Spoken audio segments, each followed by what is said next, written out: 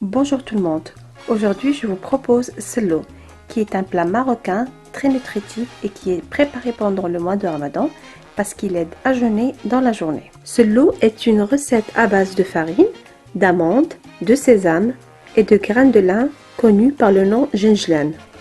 Comme vous savez tous, la préparation des ingrédients de cette recette est la plus compliquée de toutes les étapes. C'est la raison pour laquelle je vais juste vous montrer comment préparer les amandes et le reste je vais l'expliquer oralement. Ici je vais prendre 150 g d'amandes émondées et épluchées.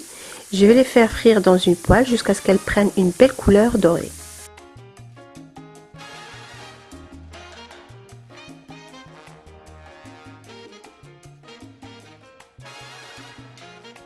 Je vais les faire passer dans un mixeur pour les concasser.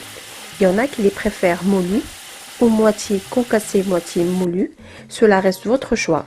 Personnellement, je préfère une texture granuleuse que pâteuse. Maintenant, je vais clarifier mon beurre que je vais verser dans une casserole pour la faire fondre. À l'aide d'une cuillère, je vais délicatement enlever cette couche blanche qui monte à la surface, petit à petit, et c'est cette couche-là qui rend ce beurre indigeste. Cela peut vous prendre un peu plus de temps, mais le résultat n'en sera que meilleur.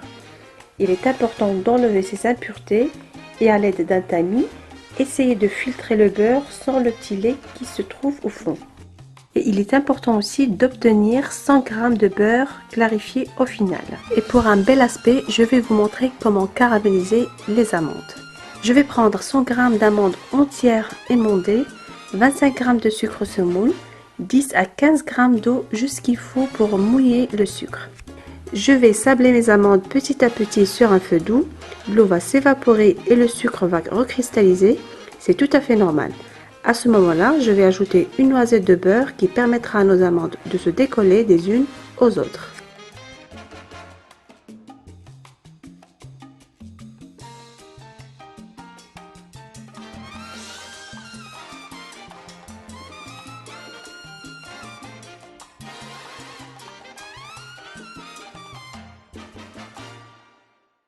Et pour finir, on va enrober nos amandes avec du cacao. Je vais enlever l'excédent du cacao en mettant mes amandes dans un tamis et réserver. Pour réaliser cette recette, j'ai choisi ces ingrédients pour 2 personnes seulement. Maintenant, c'est à vous de doubler ou tripler les quantités selon vos besoins.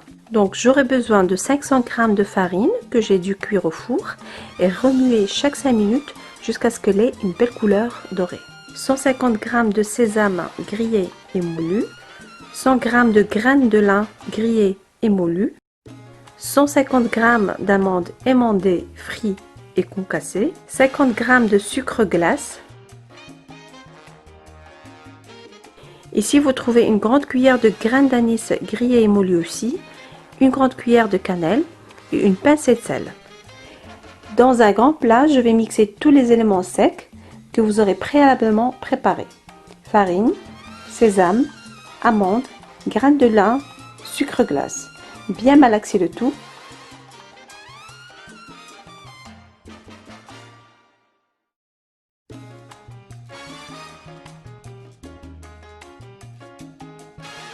Pour ceux qui préfèrent une texture sèche et granuleuse, ajoutez la moitié du beurre et miel, 50 g de chaque.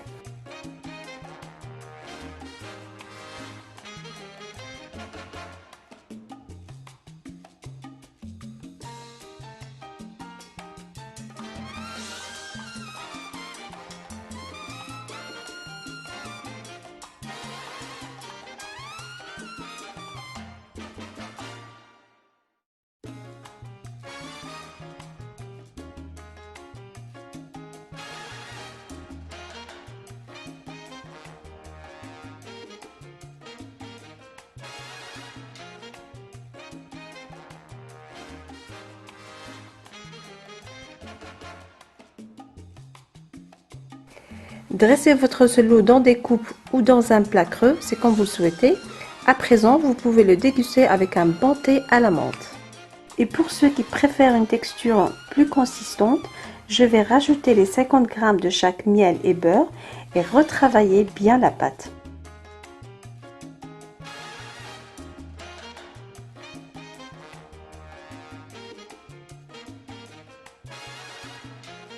À l'aide d'un moule, je vais essayer de former mon gâteau sello en aplatissant bien le dessus à l'aide d'une fourchette, spatule ou tout simplement avec vos mains.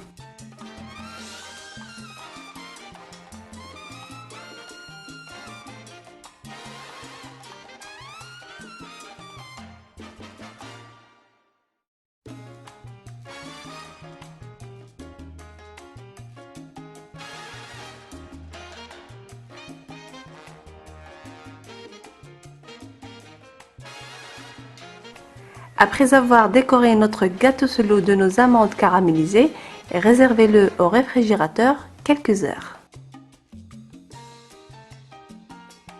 Et pour un aspect meilleur, saupoudrez de sucre glace.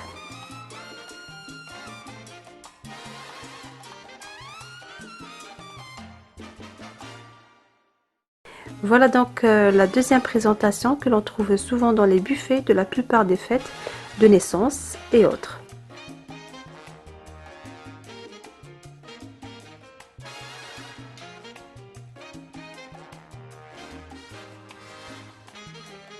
Ma vidéo touche à sa fin. Je n'ai qu'à vous souhaiter bon Ramadan et à très bientôt j'espère.